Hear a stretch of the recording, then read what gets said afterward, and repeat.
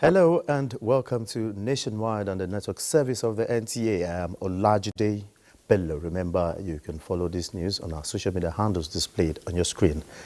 Now let's start with the President's broadcast. President Bola Tinubu has called on protesting youth in the country to suspend any further protests and create room for dialogue. Addressing the protests in a special broadcast to Nigerians, the President says rather than shut off the oxygen of economic recovery that the policies of his administration are already injecting, citizens must look past their fears and embrace hope anew. State House correspondent Adeniyi Taiwo reports. Pictures, voices and narratives in the last 4 days have been that of violent agitation and wanton destruction following the wave of protest that swept across many parts of the country. I speak to you today with a heavy heart and sense of responsibility.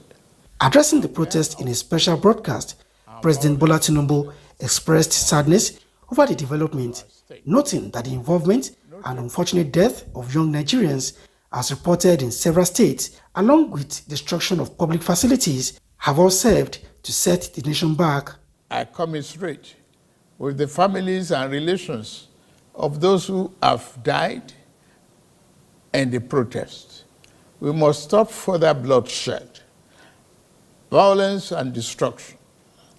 As the president of this country, I must ensure public order in line with the constitutional oath to protect the lives and property of every citizen. Our government will not stand idly by and allow a few with a clear political agenda to tear this nation apart. Under the circumstances, I hereby enjoin protesters and the organizers to suspend any further protest and create room for dialogue, which I have always acceded to at the slightest opportunity. Democratic good governance is key to actualize its vision of a just and prosperous nation where each person may enjoy peace and meaningful livelihood, the president says. While calling the attention of Nigerians to the poor and unsustainable state of the economy before he took the saddle, President Tinubu again reminded them that the removal of fuel subsidy and few other of his policies, though painful, are necessary to rescue the economy from those that impede its growth. The current pain has its gains, as the president also shared some of the efforts of his administration on infrastructural development and resources utilization drive. Notably, the Lagos-Calabar Coastal Highway and Sokoto-Badagry Highway projects will open up 16 connecting states, creating thousands of jobs and boosting economic output through trade, tourism, and cultural integration. Our once declining oil and gas industry is experiencing a resurgence on the back of the reforms I announced in May 2024 to address the gaps in the Petroleum Industry Act. Last month, we increased our oil production to 1.61 million barrels per day, and our gas assets are receiving the attention they deserve. Investors are coming back, and we have already seen 2 foreign direct investments signed, over $500 million since then. The youths are the arrowheads of the protest, and in seeking their understanding, the president notes that they are the intended beneficiaries of some of his initiatives including the Student Loan Scheme, the Consumer Credit Corporation with a 200 billion naira fund, and Credit Corps, among others, set up to push their dreams. Additionally, we have secured $620 million under the Digital and Creative Enterprises, IDICE, a program to empower our young people, creating millions of IT and technical jobs that will make them globally competitive. This program, including the 3 million technical talent scheme, unfortunately, one of digital centers was vandalized during the protests in Kano. What a shame. With the 70,000 naira new minimum wage signed into law last week, alongside other ongoing interventions in housing, incentives to farmers, and democratization of resources to the subnationals, the president urges Nigerians to remain hopeful and not give in to despair. My dear Nigerians, especially our youths, I have heard you loud and clear. I understand the pain and the frustration that drive these protests. And I want to assure you that our government is committed to listening and addressing the concerns of our citizens. But we must not let violence and destruction tear our nation apart. We must work together to build a brighter future. A lot of work has gone into stabilizing our economy, and I must stay focused on ensuring that the benefits reached every single Nigerian as we promised. With a strong emphasis on the need for safety and security of all Nigerians, the president charged security operatives to maintain peace, law and order in the country in adherence to necessary conventions on human rights, to which Nigeria is a signatory. In the State House, Adeni Itaiwo, NTA News.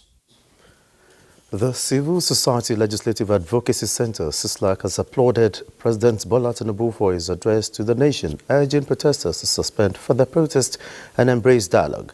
In a statement by the Executive Director of CISLAC, Awal Musa Rafsanjani, the organization acknowledges the President's recognition of the grievances during these protests and his commitment to listening to and address Nigerian citizens' concerns.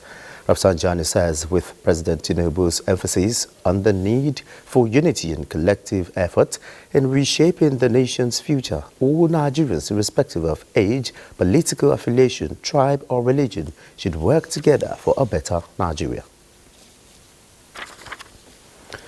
Meanwhile, the Southeast has remained calm as citizens in the 5 states have exempted themselves from the ongoing nationwide protest.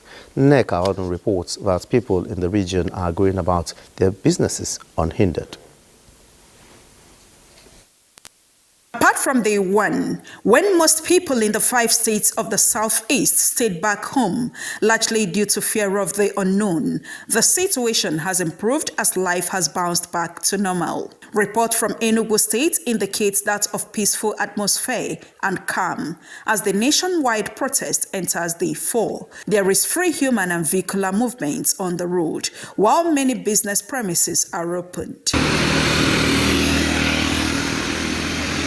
From Abia State comes the report of flourishing business as socio-economic activities are in full swing. In Anambra, the popular Aroma Junction records free movement of people and vehicle, though some shops are still locked. So far, no protest has been recorded in any part of the state. Same for Imo State, where there was palpable fear of violence days before the August 1 protest. Day 4 reveals calm and normalcy, with upward swing in socio-economic activities. Ebonyi is also not left out of the bliss enjoyed in the Southeast. The consensus from the people of the Southeast is that dialogue should be the first option in addressing national issues for the safety of lives and properties. In Aba, Neka Onu, NTA News. And earlier during Panorama, we brought you live on updates on day 4 of the protest in Lagos. Let's head back there for more updates with Adiola.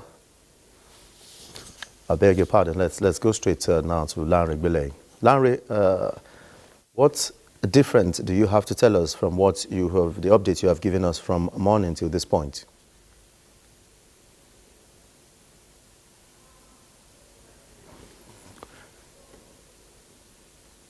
In Ojota, Lagos, as at the time of filing this report, have been dispersed.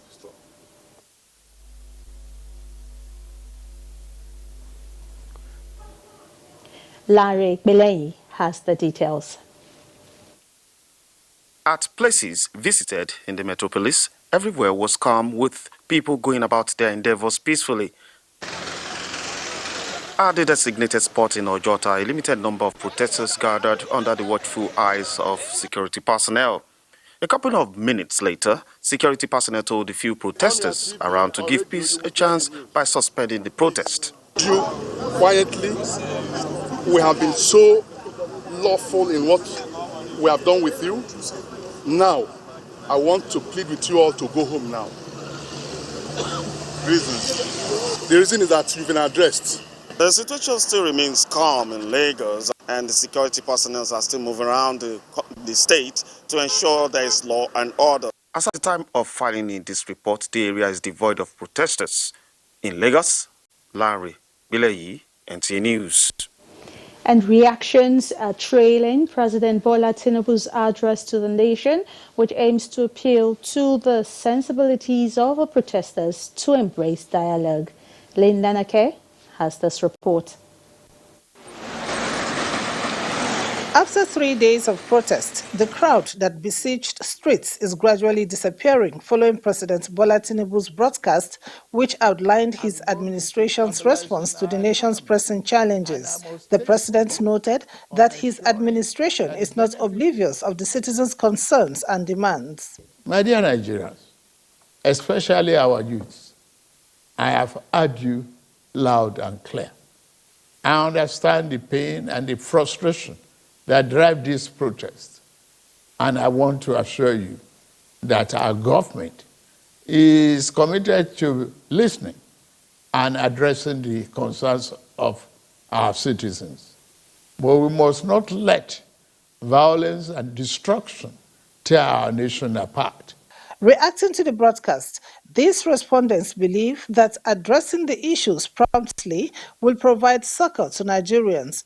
The topmost problem we have is food problem. The food inflation is horrendous, and anything that can address that would typically address like 50% of the problem. He's been able to itemize all the things he's been doing in office within the last 14 months with respect to how the reforms carried out has ensured that the debt to service, debt servicing to revenue has been drastically reduced, which has now freed up more money to do infrastructures. Let's see all those policies, all those things that he has said. Let us see how they will materialize, and we want to see them transform into reality.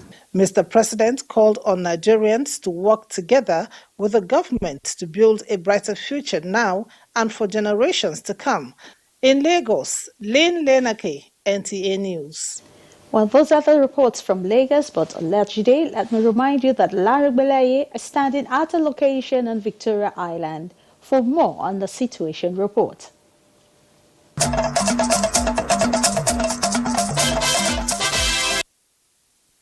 Many thanks for being there. We do apologize for the earlier mix-up from Lagos, and we are heading back to Lagos, where Larry is standing by with an update from Victoria Island. Where exactly on the island are you, Larry, and what's the situation right now? If I could mention where I am in Ireland right now, we've been from the protesting area, the designated area for the protest. We went through K2, Oworo, Shoki, on through the bridge, and to Obalende, now to Victoria Island. And everywhere we went through, Lagos has been peaceful. It's been a typical Sunday morning. People coming back from church. You know what Lagos do usually on Sundays is to come back from church, do family stuff, and at the evening they start getting ready for Monday, the first working day of the week. And I think that is what is going on right now. Earlier, I've been to the Ojota, the designated area for the protesters, where I saw an ACP or Okafor talking to the protesters, the few protesters that came out, saying that listen to what the president had said and trust the process and ruminate on it. And you can't just be protesting. And I think they came to an agreement. And as at the time we are leaving the place is devoid of protesters. And while we are coming to the highland, we met with some Nigerians, Lagos residents, and we asked them, what do you feel about the presidential broadcast? And they said that, look, is to trust the process. And for the citizens to cinch their belt, buckle up. You can't just be saying the president should do this, the governor should do this, the representatives should do this. You have to do your own part, which is to be, first, be patriotic about it. And one of the things they emphasize is to tackle the issue of high rise in food prices. And they believe that if that is solved, 50% of the whole issue is solved. That is their own opinion. And so coming here to Lagos, from there to here, it's been peaceful. I'm right now in the VI, it's a business district. And you know, in business districts today, it's been Sunday, offices will be closed, but I'm very sure by Monday, everybody will be back at work.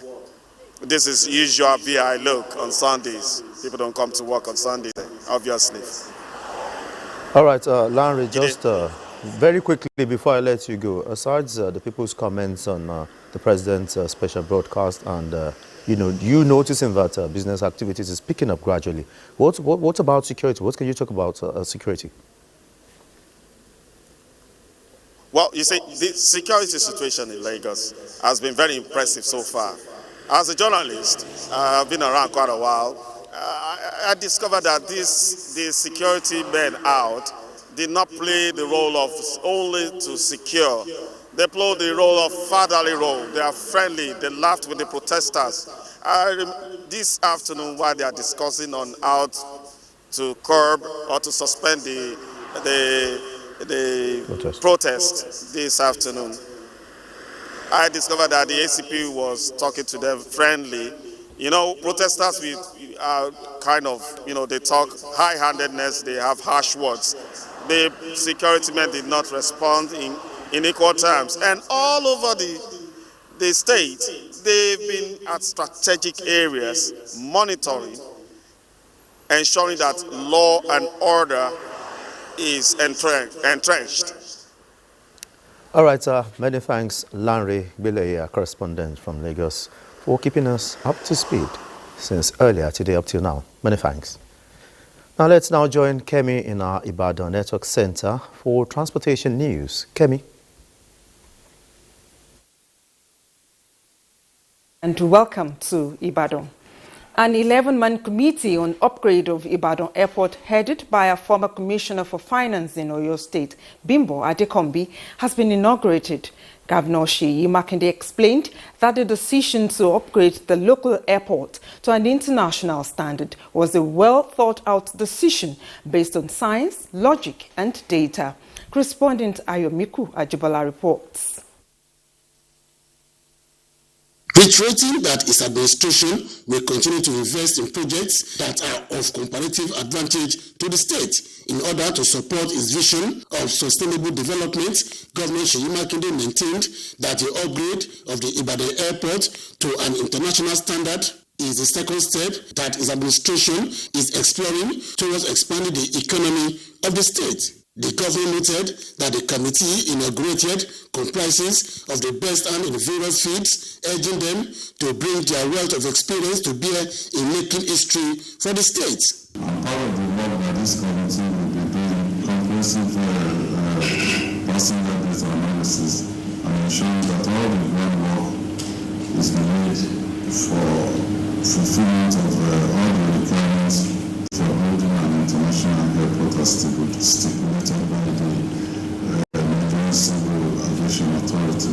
He It will be recalled that the state government constructed a 500,000 liters aviation fuel storage and dispensing facilities, built a new VIP lodge, and also donated a fire truck and a pickup van to the airport as part of measure to upgrade the facility. In Ibadan, Ayemiku Ajibola, NTA News. And now talking transportation, the extension of transport palliatives to all residents in Ilorin from post office to selected destinations within the metropolis has been applauded by members of the public who described the decision by the Kwara State government as a right move. Ahmad Fulani's report is here presented. Since the removal of first subsidy more than a year ago and subsequent increase in the price of petroleum products, transportation fare has not also remained stable with persistent increment. This obviously necessitated the introduction of transport palliatives to students of tertiary institutions by the state government before the gesture was extended to other members of the public.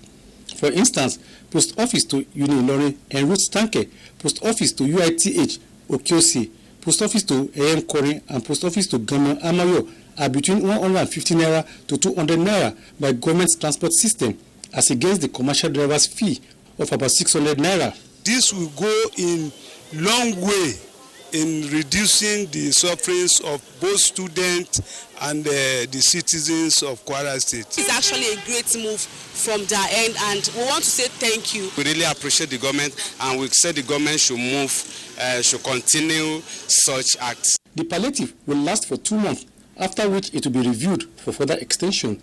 The buses will wait around 10 minutes in each of these areas to pick up passengers, and then they will take them to the next bus stop.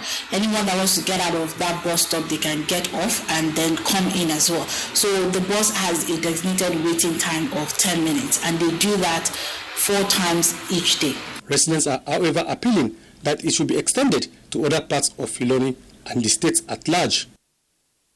And that's it from Ibadan. Olajide, it's back to you. Thanks, Kemi. And reports just between us as that Nigeria beat FIBA World number 5 Canada 79-70 points to become first African male or female team to ever qualify for basketball quarterfinal in the history of the games. The Tigers continued their run at the games after beating FIBA World number 3 75-62 points in the opening game of Group B before they slipped to a 75-54 points loss to host France in their second game. Coach Renan Wakama coached the Tigers ground back in their last group match with 18-18 in the first quarter. They slipped to 19-23 in the second before recording 23-5 and 19-24 in the final quarters. Meanwhile, President Bola Tinubu warmly congratulates Nigeria's D-Tigers on qualifying for the quarter-final of the women's basketball at the 2024 Paris Olympic. The D-Tigers will be the first African team in basketball to play the quarter-finals at the Olympics. The president commended the team for their uncommon demonstration of resilience, teamwork and diligence. The President Tinubu also commended the coach and managers of the team for their dutifulness and dedication. The President Tinubu assures the team and the entire Nigerian contingent at the 2024 Olympics of the federal government's support.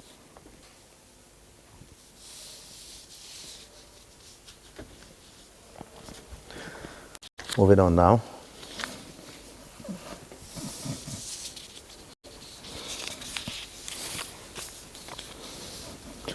Okay, let's go ahead now. The Moshood Abiola Stadium is calm with no protester on ground, though well guarded by security personnel. Our correspondent Joseph Hudson, who has been there since the early hours of the day, reports that unlike the past 3 days, the security officers say they will not be allowing any form of gathering outside the stadium gate.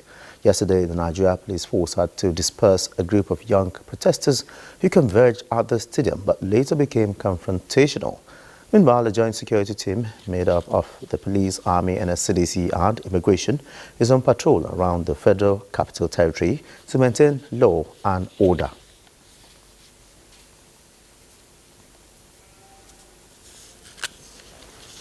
Now time to join Joseph Hudson, who has been standing by the Moshood Abiola Stadium with live updates on the situation. Hello, Joseph.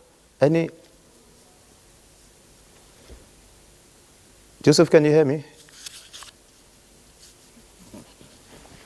Okay, Joseph, if you can hear me. All right, I think we're having some technical issues. We would reestablish contact back with Joseph when he is ready from his end. The Nigerian Navy is joining forces with the Nigerian National Petroleum Company Limited, NNPCL, and other key oil and gas and maritime stakeholders to ramp up Nigeria's oil production.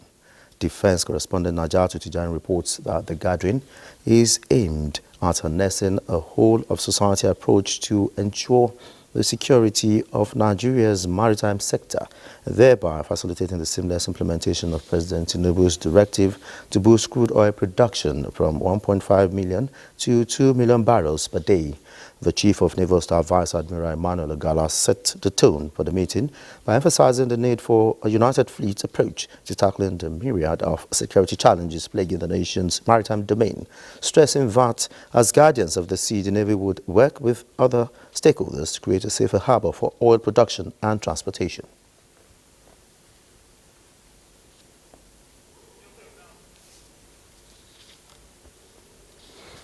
All right, we have established links with Joseph. Joseph, you are presently at the Moshood Abiola Stadium. What differently do you have to tell us from the updates you've been giving us since this morning?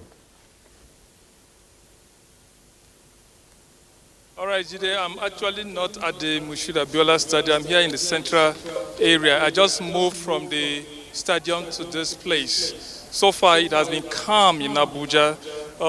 No protest so far, no protest anywhere. We were there at the Moshood Abiola Stadium in the morning.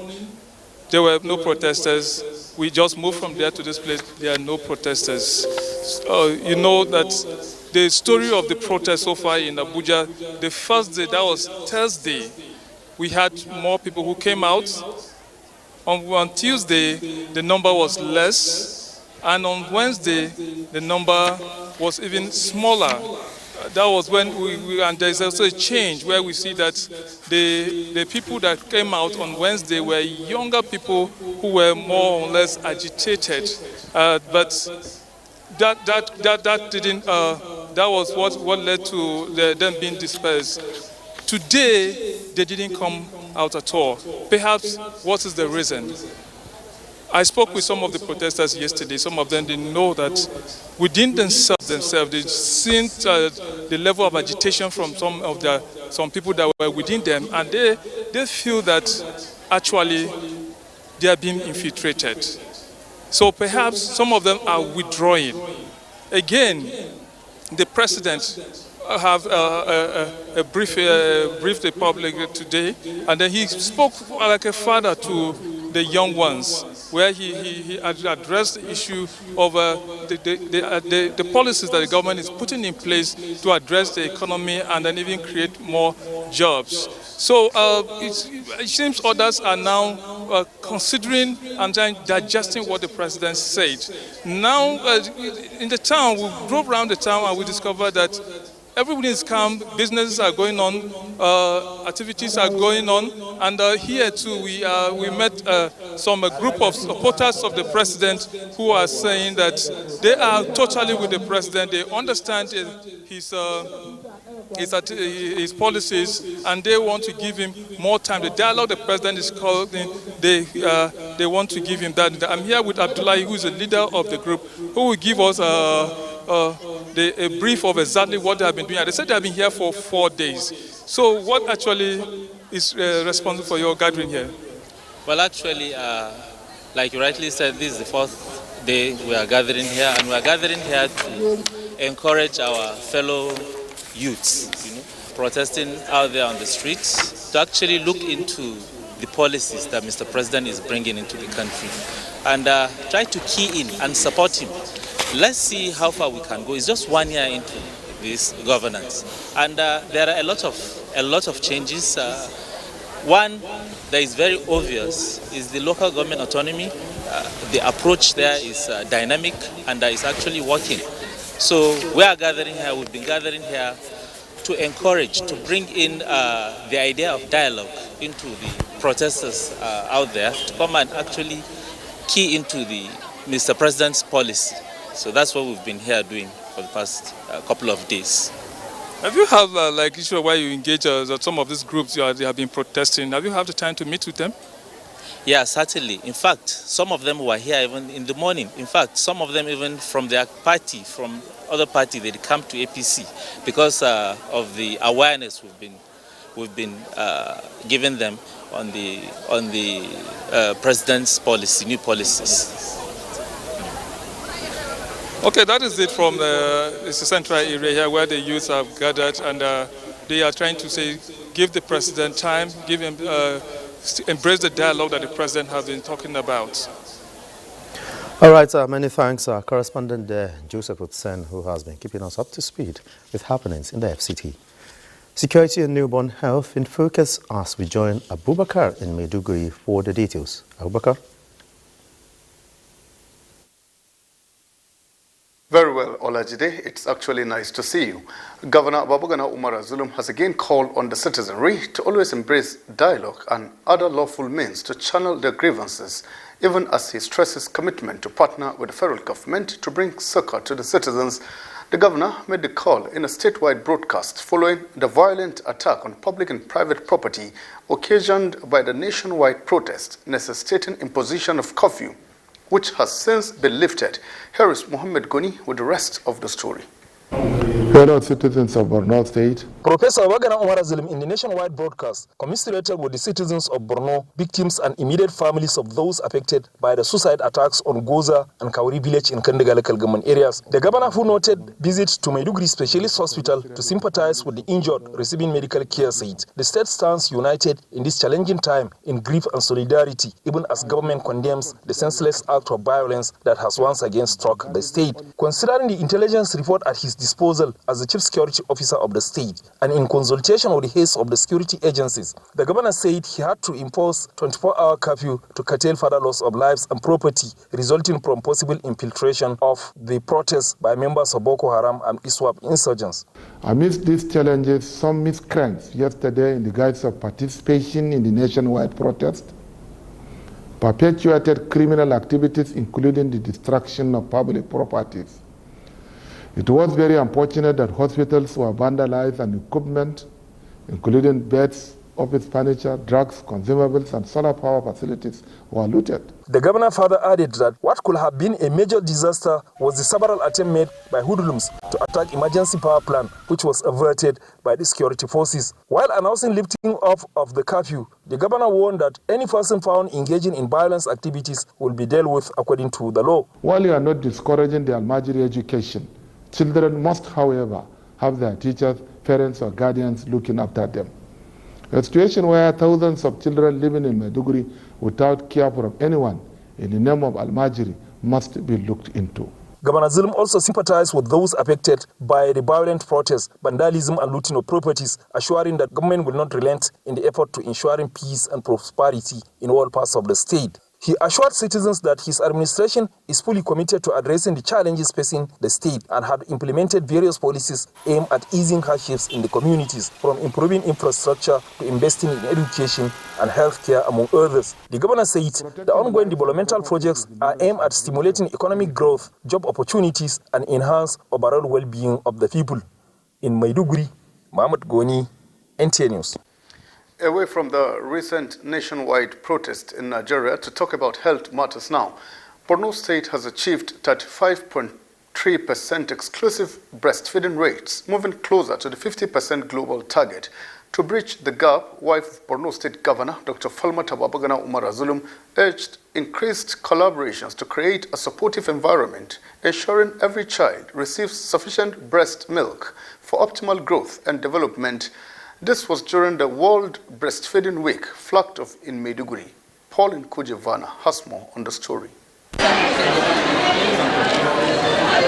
That was the distribution of gifts to the women who had distinguished themselves in exclusive, supplementary and complementary breastfeeding, followed by the flag off of the week-long activities by the wife of Borno State Governor, Dr. Falmata Babagana Umar Zulum. Her representative, the Commissioner of Women Affairs, Suweda Gambo, stressed the importance of collective efforts to promote breastfeeding practices and support mothers in providing the best possible nutrition for their children to achieve 100% exclusive breastfeeding rates. Establishing a comprehensive support framework comprising breastfeeding-friendly healthcare facilities, supporting communities, and accommodating workplaces. Representative of the Commissioner of Health, the Permanent Secretary Babagana Kadei, and Executive Director, State Permanent Healthcare Development Board, Professor Mohammed Arab Alhaji, while appreciating partners for their effort, called for further multifaceted support to strengthening the environment for optimal breastfeeding practices. Partners from WHO, UNICEF and World Food Programme, WFP, also lent their voices to support and strengthen breastfeeding practices for babies from 0 to 2 years, highlighting its importance for improved health outcomes for both mothers and children.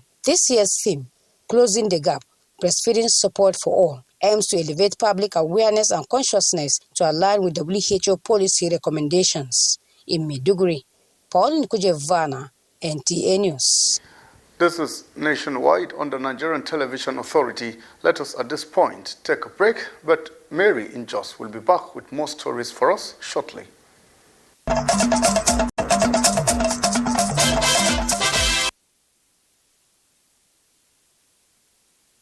Thanks for joining us in our Just studio. Wife of Plateau State Governor Helen Mutfwang is emphasizing the need for nursing mothers to breastfeed their babies exclusively in view of its benefit to children.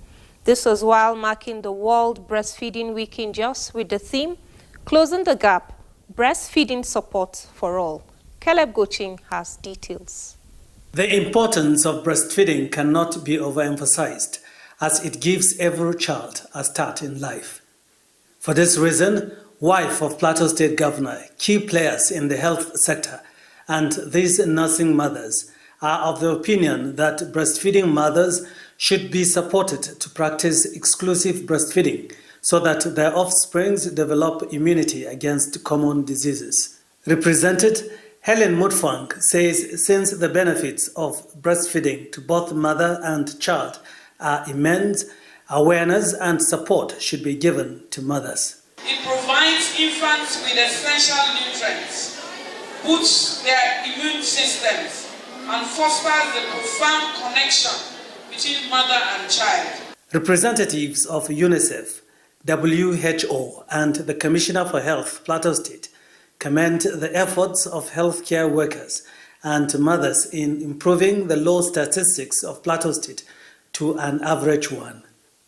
Vulnerable mothers, particularly in rural areas and during times of emergencies, require additional assistance to ensure their children can benefit from breastfeeding. We want to call on all partners, all stakeholders, to ensure women have effective maternity entitlements. Testimonies came from mothers who exclusively breastfed their babies. She eats well, and you can see that she's growing well. In Jos, Caleb Gochin, NTA News. The Nigeria Defense Academy says the leadership and adventure training for Army cadets of 71 regular course and direct short service 28 is a veritable step in their career advancement. Commandant of the institution, Major General John Ochai, stated this in a message to the graduation ceremony of the training at Citizenship and Leadership Training Center, Sherry Hills, Jos.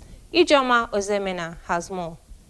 The regular combatants Corps 71 has 204 officers, while 214 officers are of the Red Short Service Corps 28.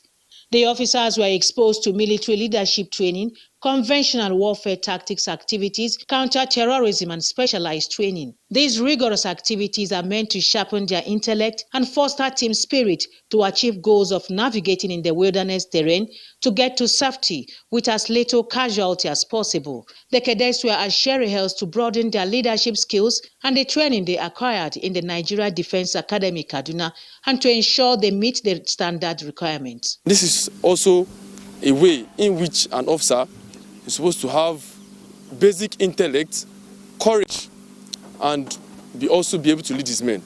We're taught initiative programs, initiative programs on how to think with your subordinates, think with your men in order to manage and achieve your goal. Director Military Training, NTA, Brigadier General Olurotimi Azubike Awolu, who represented Commandant of the Academy, congratulated the cadets for successfully undergoing the training, saying it was a veritable step in their career advancement. They will most likely or most definitely be faced with, situations where the leadership skills that they've acquired here will come in handy. The Military Leadership Training Combatant Course 71 and the Direct Short Service Course 28 commenced since 29th July 2024. In Jos, Ijoma Ozemena, NTA News. And that's our contribution from Jos. The news continues with Olajide in our Abuja studio. Many thanks, Mary from our Jos Network Center, for your contributions. Moving on, troops of the Nigerian Armed Forces have eliminated 572 terrorists, arrested 790 suspected terrorists and other criminal elements, with 479 kidnapped victims rescued in the last 7 days. In a statement, the Director of Defense Media Operations, Major General Edward Bubas, notes that troops also recovered 440 weapons and 10,589 ammunition. Troops in the South have strategized operations to boost crude oil production by curbing oil theft. In view of the nationwide protests, Major General Buba says the armed forces are working alongside other security agencies to curb threats emerging from the protests. And for a sport update, let's join Suleiman Musa. Well, that's it, a nationwide. Many thanks for being a part of it. Olajide Bello.